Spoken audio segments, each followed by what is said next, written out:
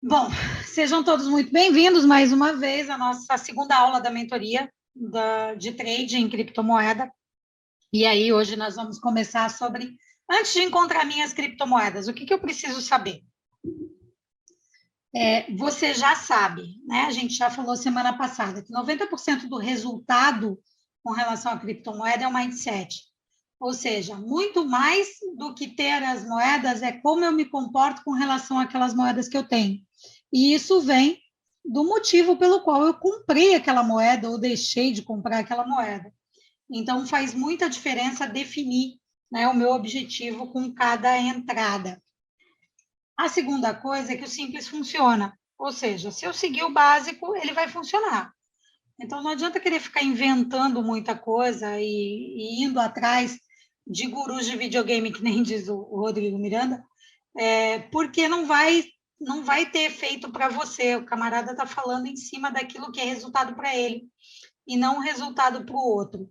Então, a gente precisa focar no simples, fazer bem um simples.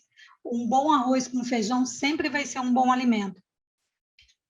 A gente vai focar em gestão de risco, ou seja, organizar ali as nossas necessidades para que a gente possa gerenciar o risco ser o menor possível. Vai sempre operar a favor da tendência, sempre. Sempre a gente opera a favor da tendência. Se é uma tendência de alta, a gente opera na tendência de alta, é óbvio. Uma tendência de alta é mais fácil da gente operar e ter lucro, mas não quer dizer que quando a tendência é de queda não dá para ter lucro. Só que quando eu estou operando em tendência de queda, eu tenho outros cuidados que eu preciso tomar. Isso é o que o mercado já sabe, quem realmente faz trade já sabe.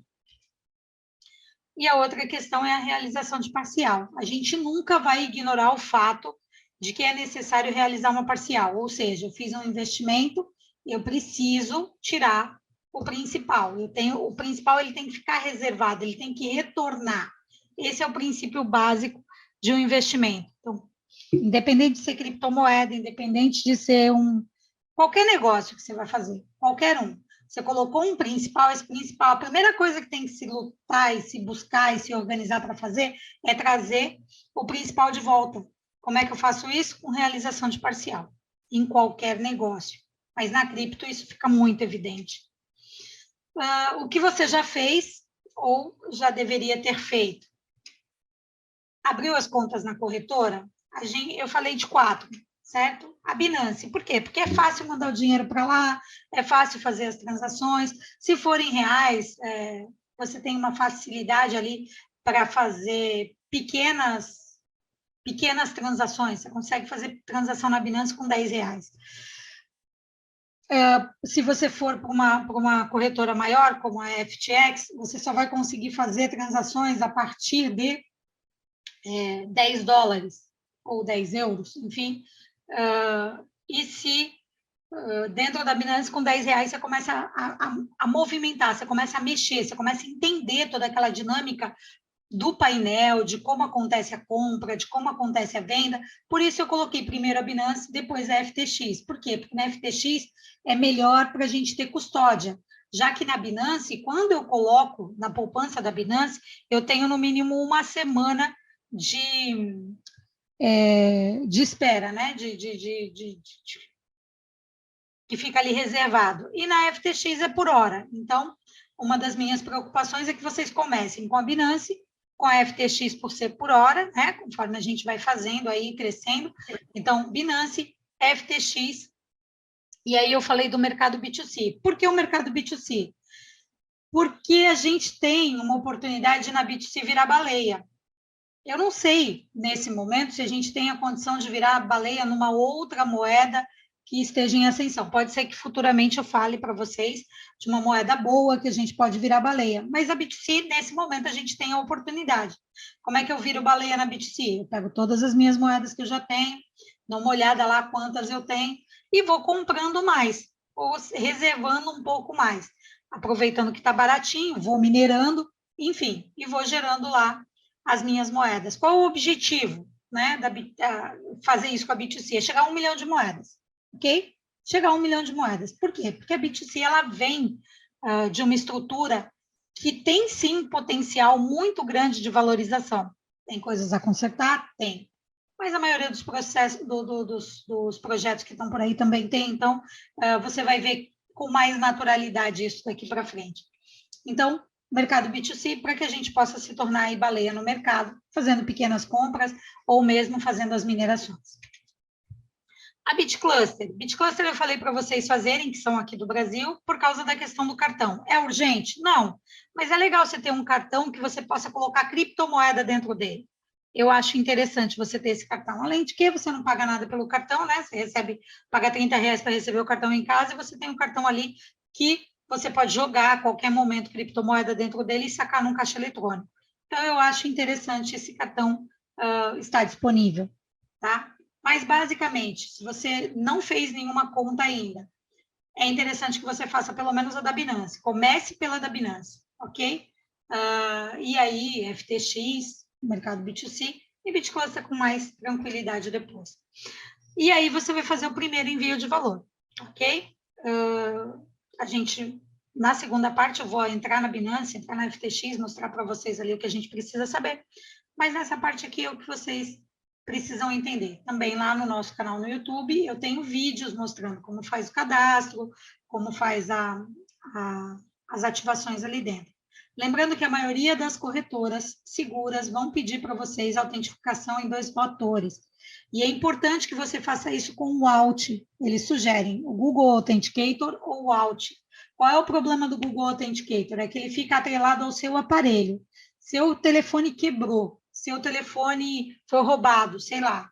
Se você não tiver a chave que eles dão de 24 caracteres, uma hash grandona, se você não tiver aquela chave de segurança, você perde todos os seus acessos a todas as suas contas de criptomoeda. Então, isso não é nada interessante. Com relação ao AUT, você só precisa guardar o teu PIN de segurança, o teu e-mail e o teu número de telefone. Se você tem o teu telefone, tem o teu PIN de segurança e tem o teu e-mail, você consegue restabelecer a tua conta do AUT. No Google Authenticator não é assim. Google Authenticator, se você perder aquele palavrão lá, você perde as suas criptomoedas. E eu estou falando isso para vocês porque eu perdi Bitcoin com isso, ok? Eu perdi Bitcoin, perdi aquela senha, aí na época a Foxbit saiu do Brasil, era uma corretora é uma operadora bem grande no mundo todo, mas veio umas maluquices aí do Lula, e na época a Foxbit saiu do Brasil, e quando ela saiu, eu tinha perdido a chave do Google Authenticator, não deu tempo de trocar e eu perdi minhas moedas. Então, fato é, Google Authenticator não é a melhor opção. A melhor opção é o AUT. A Binance exige que você faça o autenticador em 2 fatores com AUT. A FTX exige que você faça. O mercado B2C em breve vai pedir também. Então, assim, é interessante que você tenha o AUT instalado no teu aparelho e que você assista lá o vídeo e entenda como fazer os registros, tá? Isso está no canal do YouTube aqui da comunidade. E aí você faz o seu primeiro envio de valor. Tá, fiz o meu envio de valor, mas o que eu preciso me atentar? A primeira coisa que eu preciso me atentar é o meu perfil. Quanto tempo do meu dia eu vou poder me dedicar ao mercado? A primeira coisa que eu preciso saber. Se eu não vou poder me dedicar o dia todo, eu não posso fazer day trade. Vou poder sentar na frente do computador e acompanhar o mercado no dia todo, eu posso escolher uma moeda e fazer day trade. Isso é normal. Vou sentar e vou esperar, vou fazer um dinheiro ali. Dá para fazer? Dá. Principalmente com moeda de BUP e DUP. DUP e BUP. Dá para fazer. Só que é aquilo que eu já falei para vocês. São moedas de altíssimo risco, você tem que ter uma grande tolerância ao risco, mas que dá para fazer um day trade interessante. Se você pegar a moeda na hora que ela está fazendo esse BUP e DUP, você consegue fazer 20%, 15%, dependendo da habilidade da moeda que você pegar, dá para fazer até mais. Mas você vai ter que sentar e ficar olhando para a tela do computador até você sair da operação. Vai ter que fazer uma boa análise de suporte, resistência, Fibonacci, enfim, a gente vai falar sobre isso depois. e você consegue fazer um trade diário com um retorno interessante. Mas esse você precisa sentar com atenção para fazer. Dá para fazer? Dá. É simples? Um pouquinho complicado no começo. Depois que acostuma, você vai de boa. Mas no começo é um pouquinho complicado. De qualquer forma, dá para ser feito. O swing trade. Swing trade é para aquelas pessoas que podem dedicar algumas horas na semana para poder fazer um trade um pouco mais prolongado, porque o swing trade você abre, por exemplo, uma ordem hoje e às vezes fecha no meio da semana ou fecha uma semana depois. Enfim, você não tem um prazo curto para fechar. Pode levar até um mês, 2, para você fechar um swing trade. De novo, entendeu suporte, resistência e Fibonacci, você consegue fazer um bom swing trade. Então, o que determina se eu vou fazer o day trade ou swing trade? Meu tempo. Gelona, tenho pouquíssimo tempo. Quais são as minhas melhores opções? O hodler e o hold. Por quê? Porque eu faço lá, escolho as melhores moedas, coloco lá as moedas, deixo essas moedas dentro ou da poupança da Binance ou dentro da custódia da FTX, e a minha preocupação é ir lá e colocar de novo no aluguel, se for no caso da FTX, e se for no caso da Binance, nem isso eu tenho de preocupação, eu simplesmente vou lá e flago para entrar automaticamente os juros de novo os juros entrar na poupança para gerar mais juros. Eu posso programar isso. E aí, se eu estou deixando no hodler e no holder, são moedas de longo prazo, que eu fiz uma avaliação, que eu entendo que aquela moeda tem um bom histórico, eu vou deixar lá mesmo, então não vou ter muita preocupação com ela, porque ela está lá para isso. Ela não está lá para eu fazer um trade ou para um swing trade. Isso não quer dizer que eu não possa tirar para fazer, mas ela não foi para lá para isso. Eu determinei que aquele valor vai ficar para essa situação. E eu estou tranquila com relação a isso, porque eu fiz as escolhas segundo uma avaliação. Entendido tudo isso, eu tenho que entender um pouco sobre unidade de medida. E aí o Bitcoin é assim que se escreve, é 1,8 zeros. Todas as criptomoedas se escrevem desse jeito, 1,8 zeros e a criptomoeda. Por que é assim? Porque o Bitcoin ele foi criado para chegar a 100 mil dólares cada Bitcoin. Então, as unidades de medida do Bitcoin se chamam satoshis, eles possuem 8 casas decimais depois do ponto, e como ele foi criado, isso acontece assim porque ele foi criado para valer 100 milhões de dólares cada moeda, ok? Conforme vocês forem entendendo um pouco mais de análise fundamentalista, a gente vai falar sobre essa questão. Foi criado um número de Bitcoin limitado, ok? Ele é limitado a 21 milhões de moedas. Para quê? Para gerar potencial de valorização. Então, você tem poucas moedas, e hoje a gente tem 7 bilhões de pessoas no mundo, eu não tenho um Bitcoin para cada pessoa no mundo, eu tenho alguns satoshis para cada pessoa no mundo. Se todo mundo quisesse ter Bitcoin, eu não teria Bitcoin suficiente, ainda mais agora. Foi criado 21 milhões, mas muita gente queimou token de Bitcoin, queimou moeda. Como? Que nem eu perdi o acesso àquela carteira. Provavelmente a carteira que eu perdi o acesso, aqueles meus bitcoins, ninguém nunca mais vai recuperar. E assim como aconteceu comigo, aconteceu com muita gente. Acontece com muita gente. A pessoa perde a carteira, ela perde o acesso à descentralizada, ela perde, enfim, perdeu. Operações com criptomoedas, elas são muito seguras porque elas não têm volta. E isso tem sempre os dois lados da moeda. Ela não tem volta nem para o bem nem para o mal. Então, a melhor coisa a fazer é sempre guardar bem as nossas criptomoedas.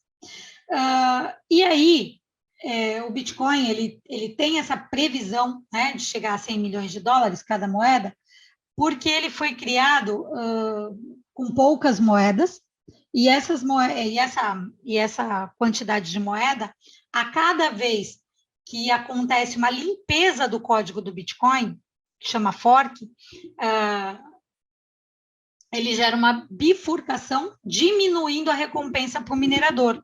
O cara continua gastando a mesma quantidade de energia elétrica, os equipamentos começam a ficar cada vez mais caros, mais potentes, mais necessários, e ele ganha menos por isso, o que faz com que a moeda cada vez mais se valorize, o valor da moeda acabe ficando cada vez mais caro. Porque se eu pago mais para ter menos Bitcoin, então eu vou vender esse Bitcoin mais caro. Então, tudo isso acontecendo no Bitcoin faz com que a moeda tenha uma previsão de bater, sim, aí os 100 milhões. Não sei se agora, não sei quando, mas ele tem essa previsão. Então, não preciso dizer muito que eu vou incentivar vocês a terem Bitcoin guardado, certo? Todo mundo aqui precisa ter um pouquinho de Bitcoin guardado, com toda certeza. Comece com pouco, vá crescendo, deixa guardado, vai guardando sem problema. Porque ele tem um potencial de muita lucratividade no longo prazo. Ele tem um potencial de muito crescimento no longo prazo. Então, é importante para vocês terem um pouco de Bitcoin, tá? Lembrando que o fork é a divisão, então aqui eu coloquei, né, um desenho do fork. O Bitcoin, quando teve o primeiro fork, a gente tem aí o Bitcoin Cash, que saiu dele, depois a gente tem outras moedas que foram saindo, e numa dessas, eu acho que foi o 6º ou o 8º fork, saiu o Litecoin, que é o fork que sai a B2C. A B2C sai de um fork da linha principal do Bitcoin através do Litecoin. Então, essa é a minha convicção de que a B2C ela tem sim um potencial absurdo. Tem bastante problema, certo? Mas ela tem um potencial absurdo por causa da linha principal que ela sai. Ela não sai de uma linha, de um fork, de um fork, de um fork, de uma moeda que não vem de um token ou de algo que não foi gerado dentro da corrente inicial do Bitcoin, tá? Então, ela sai da linha principal do Bitcoin, e isso faz com que a B2C ela tenha um potencial muito interessante. De novo, falando isso de novo para vocês, porque eu acho que vale a pena se tornar baleia na B2C. Ok? Vamos lá. Bitcoin. Ok. Vamos lá. Nesse aqui, eu quero entrar com vocês nessa página aqui. Vou mostrar para vocês algumas coisas aqui. Quando eu falo de Bitcoin, eu preciso entender que a galera chama esse momento que nós estamos o momento dos ursos. Por que o momento dos ursos? Porque o Bitcoin ele tem a ideia, né, a previsão é de que o Bitcoin batesse 100 mil dólares até o fim do ano, ok? E ele está em 47, ele bateu 63, ele está com uma resistência boa entre 63 e 68, e ele está segurando ali, ele não está entrando, não está superando essa marca. Ele tem hoje uma dominância de mercado de 40%, quando ele está abaixo de 40%, a gente tem o que eles chamam de momento dos ursos, onde as pessoas estão com medo de investir no mercado, enfim, mesmo assim, a gente tem um volume nas 24 horas aí absurdo, um volume movimentado, 108 108 bilhões de dólares hoje, às 24 horas. Então, mesmo assim, a gente tem um volume absurdo movimentado, ok? Quando eu vou fazer uma avaliação de uma criptomoeda, é isso aqui que eu olho. Eu olho qual a classificação dela. Essa é a principal plataforma, tá? Para a gente poder fazer isso, é a CoinMarketCap. Eu olho a classificação dela dentro da CoinMarketCap, lembrando que só a classificação não quer dizer que a moeda é boa. Por exemplo, a Shiba Inu. Shiba Inu não tem nada, é uma moeda que, infelizmente, tá zoada. É zoada. Mas ela está aqui em 13º lugar, por quê? Porque as pessoas estão comprando Shiba Inu. Caiu na graça do povo, a galera está comprando e acabou. É isso e é isso aí. É uma moeda para eu poder fazer um investimento de longo prazo? Óbvio que não. Mas é uma moeda que eu posso pegar um bump.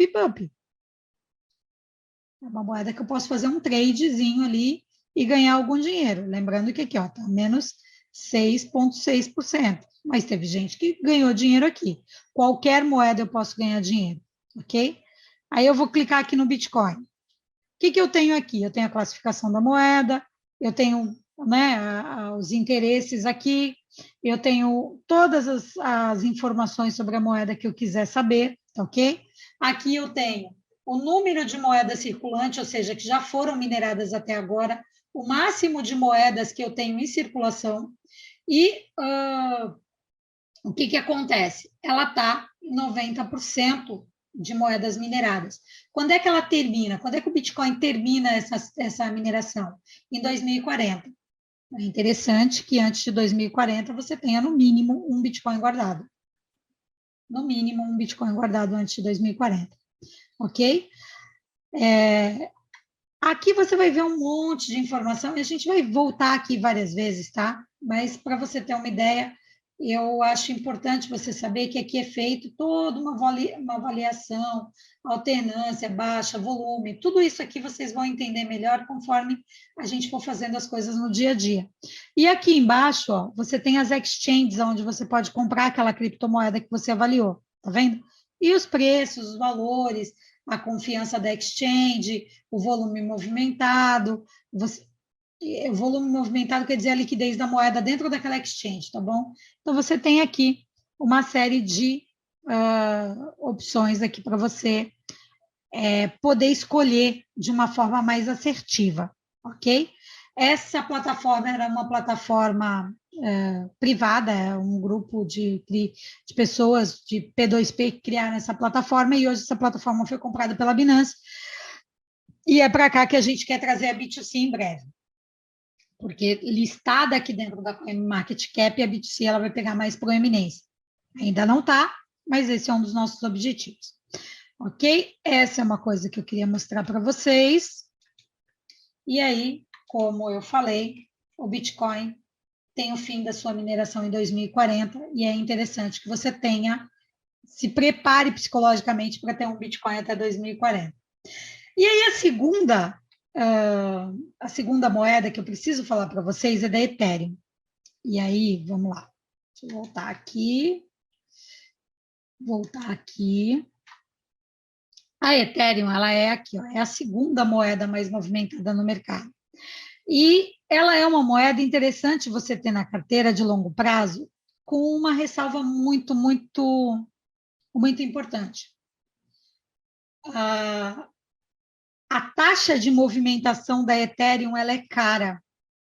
Quando você vai mandar a moeda, a Ethereum de uma pessoa para outra, essa taxa é muito cara, o que torna a Ethereum uma moeda complicada para você fazer movimentação. Então, a não ser que você tenha uma previsão de muito longo prazo e de acumular bastante Ethereum, eu acho uma moeda complicada para se ter, ok?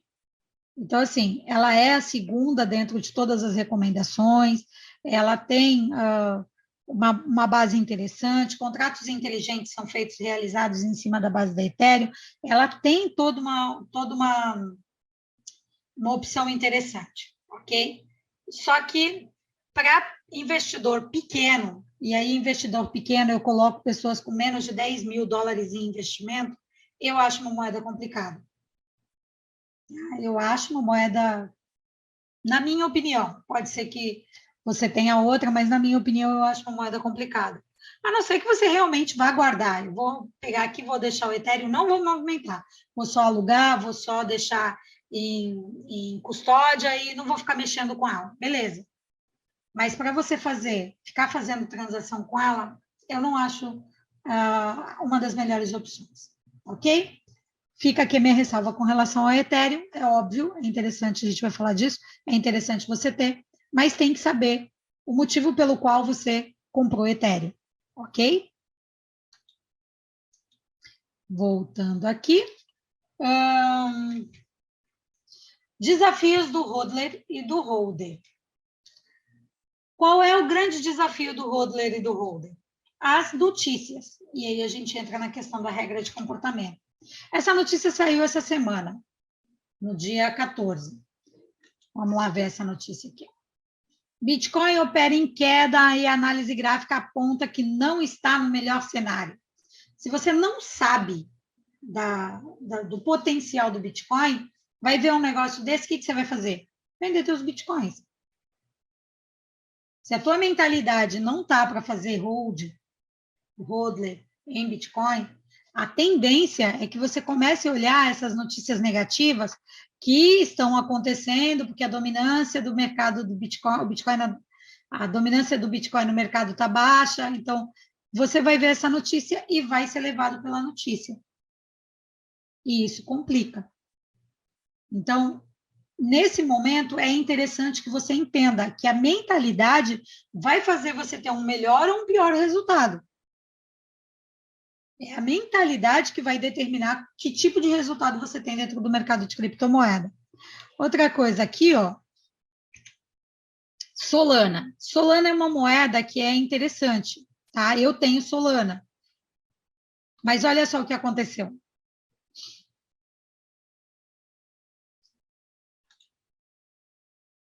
Solana sofre ataque DDoS e os desenvolvedores on-chain aumentam a variação dela. Então, assim, a Solana ela sofreu um ataque, tá? Ela passou, teve um problema muito sério no dia 13, e aí o ataque durou 24 horas e a rede sofreu uma carga de 400 mil transações por segundo, derrubando em poucos instantes. Ela teve esse ataque, deu problema, a moeda caiu e muita gente caiu fora da moeda, vendendo a moeda com perda. Por que isso acontece? Porque o comportamento da pessoa foi um comportamento de eu comprei isso aqui, mas eu não tenho certeza. A Solana se recuperou? Está se recuperando. Os desenvolvedores estão dizendo que ela está se recuperando. Algumas pessoas acreditam na recuperação dela? Não. Mas eu, particularmente, continuo com a minha Solana. Eu acredito que o projeto dela está indo bem, eu acredito que ela tem um bom potencial e boa. Tá? Eu vou aproveitar que eu entrei aqui. Aqui tem a Nova Dex, tá vendo?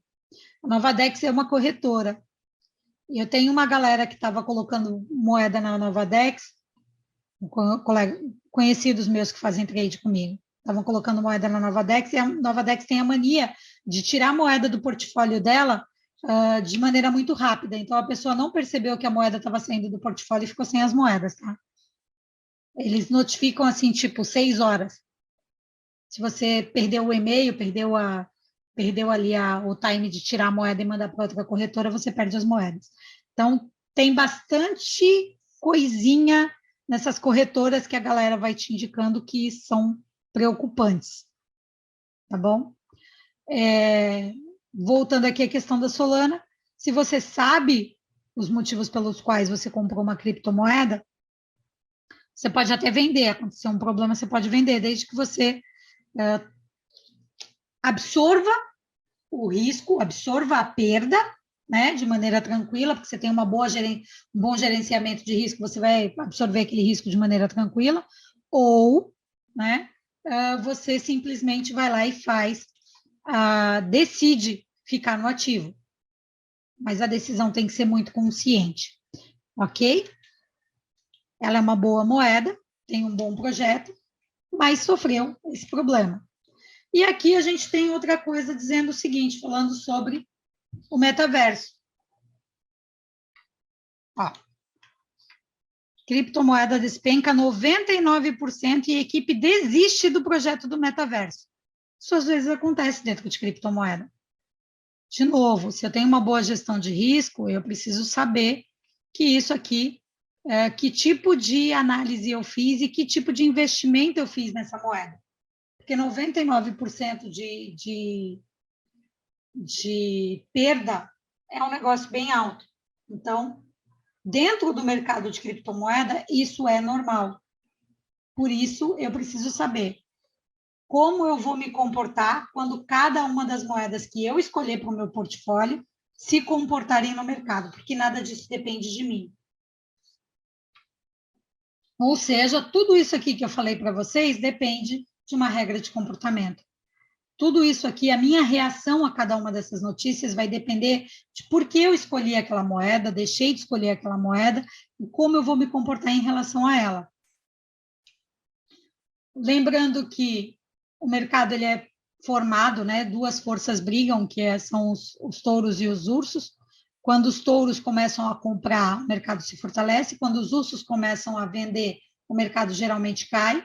E isso acontece basicamente porque eles são quem ditam as regras do mercado, são os grandes donos, os grandes baleias. Eles determinam isso para que eles tenham mais lucro.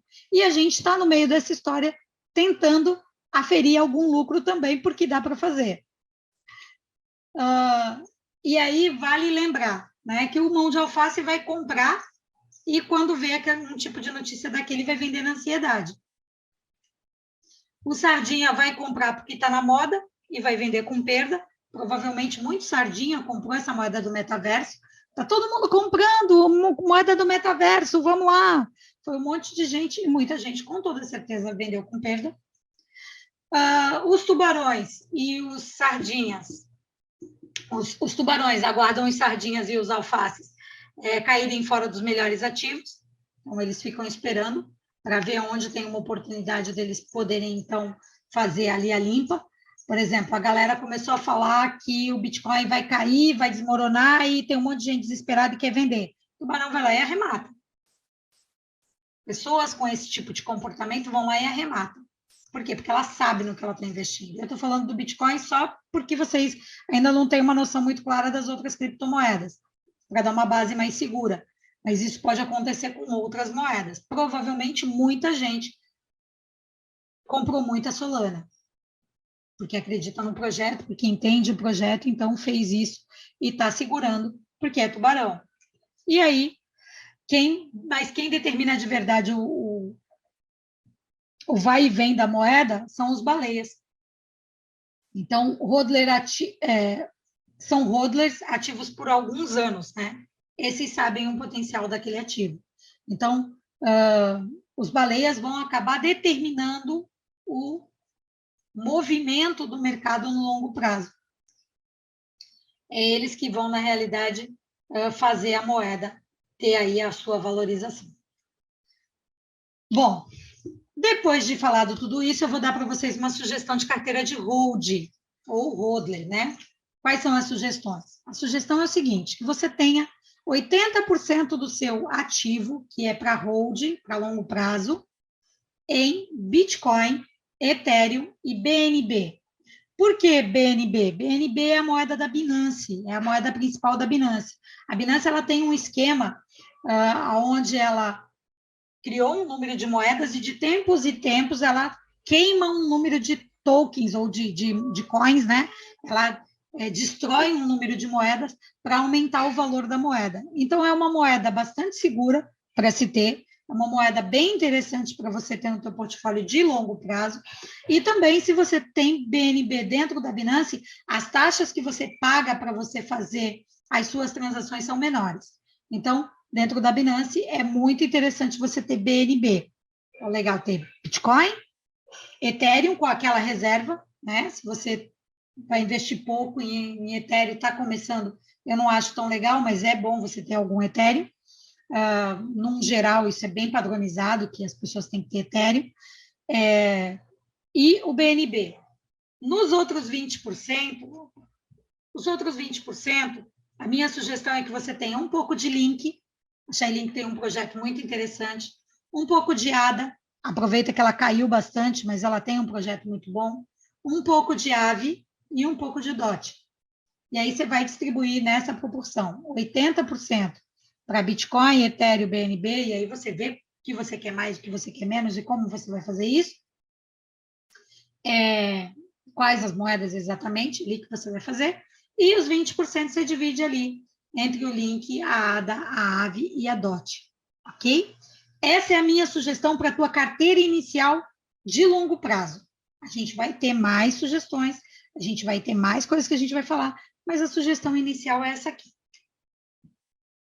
Eu, além dessas moedas que eu coloquei aqui para vocês, eu tenho a B2C, como vocês sabem, eu tenho Solana, eu tenho Litecoin e eu tenho a Troll, porque ela tem rede de transação que eu acho interessante, mas a gente vai discutir essas moedas nas próximas aulas, ok? Aonde eu vou guardar? Bom, eu posso guardar numa Cold Wallet, né? A LED, que é uma espécie de pendrive. Posso guardar na Trezor, posso guardar na SafePal, que são carteiras frias, fora da internet. Eu também posso deixar dentro de uma web wallet, e aí eu vou sugerir para vocês a Trust da Binance, que é uma boa web wallet. Mas, se eu tenho pouca moeda de verdade, eu acho melhor deixar a moeda ou na Binance, na poupança da Binance, ou na custódia da FTX. Ok? Aqui tem uma coisa interessante que saiu e que eu gostaria de falar, e talvez eu fale bem mais dela na próxima versão. O Mercado Pago, ele saiu com essa história da criptomoeda. Você veja só, que alguém comprou R$10, eu ia abrir e fazer a compra aqui com vocês, mas não consegui. Alguém comprou R$10 e acha que comprou Bitcoin, mas na realidade comprou o USDP. Foi isso que ela comprou. Ela não tem nenhum Bitcoin aqui, ó, tá vendo? 0 Bitcoin. Ela tem uma USDP. O que é uma USDP? É uma stablecoin que a gente vai olhar melhor na próxima sala. Eu vou abrir para mostrar para vocês melhor. Aqui não é uma corretora, o Mercado Pago não é uma corretora, ela é uma carteira que você vai deixar ali as moedas. E lembrando, de novo, não está em Bitcoin. Como guardar na corretora? Na FTX, a gente compra e coloca em custódia. A gente vai ver isso assim que essa sala acabar. E na Binance, a gente compra e coloca na poupança para não deixar dinheiro parado, porque afinal, dinheiro parado não vale a pena. A gente vai entender um pouco melhor sobre suporte e resistência, né? Que é a linha que a moeda geralmente não ultrapassa nem para cima nem para baixo. Vai falar sobre Fibonacci nas próximas aulas. E a tarefa que vai ficar para vocês, vamos ver se dá tempo, é colocar os seus primeiros ativos em custódia ou poupança e decidir se vai virar um baleia na B2C. Se vai, quantas moedas você já tem, quantas minerações você já está e quantas moedas você já tem. Essa sala cai, a gente volta para ela assim que ela cair, ok?